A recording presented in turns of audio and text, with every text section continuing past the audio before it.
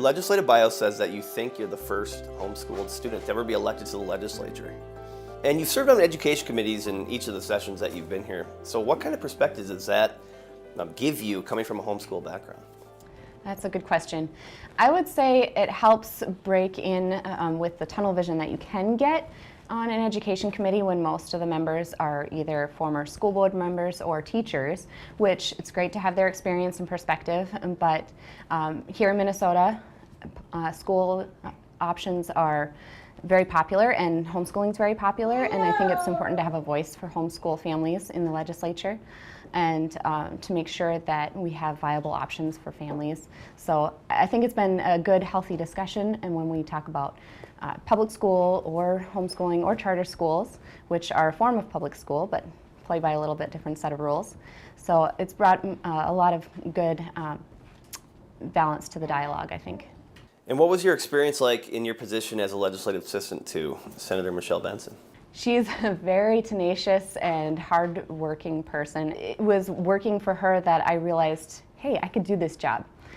She was a strong female figure serving in the legislature, and up to that point, I never saw myself running for office. So that's where you got the idea for... It helped inspire me, absolutely. And when we had an open seat in the district, kind of the pieces were all in place, and I saw it was a great opportunity. You represent all or parts of Apple Valley, Rosemount, and Coates.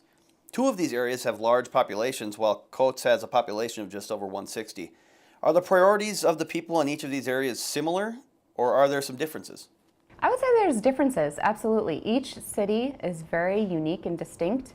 Apple Valley is more modern, 21st century, definitely growing in their business and trying to reach out to millennials and that sort of thing. Whereas Rosemount's more of the old-fashioned feel, small-town feel, a lot of young families and a lot of older generation. And so their focus is a lot of growth residentially, and they're looking at they're both looking at transit options as far as bus lines and that sort of thing. But Coates is very rural and more farm families and community.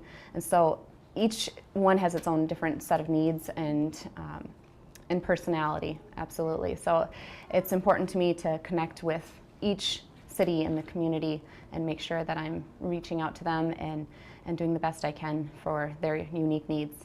And when you talk to people, what would they like to see addressed in 2018? One thing that people are talking about a lot is what's going to happen because of what happened with the federal tax bill that passed, and what's that going to mean for the state of Minnesota. I serve on the tax committee, so I'm going to be part of the discussion and the conversation about what do we want to change, or what do we want to conform to with the changes that were made at the federal level, and how do we want to stay unique as Minnesota.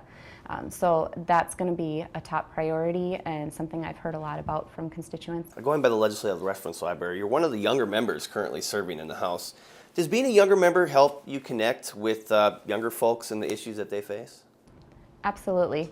I feel that I can really connect with the families in my district. Like I said, there's a lot of young families, especially in Rosemount, and they have their kids in school, and they want to make sure that there's good options for them and good funding for the programs that they want their kids to succeed in.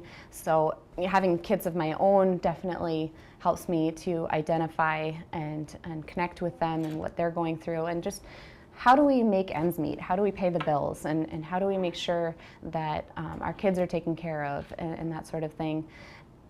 We all face the same challenges, and I bring that to the Capitol to be their voice. And just finally, the Minnesota Zoo is located in your district. Typically, I don't use Wikipedia as a source, but your Wikipedia page lists you as a penguin enthusiast. Yes. Now, is that true or is that fake news?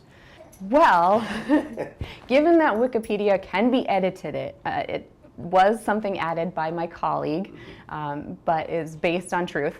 My husband and I have a thing for penguins. When we first started dating, he won me a stuffed penguin out of a claw machine, and it just kind of started a trend, and we've accumulated several stuffed animal penguins over the years. So now when we go to the zoo with our kids, they love the penguin exhibit, and one of my son Gideon's favorite movies is Happy Feet, and he wants to watch it. He says, penguin, penguin, penguin, and he loves to dance when the penguins dance. So it's definitely a family love.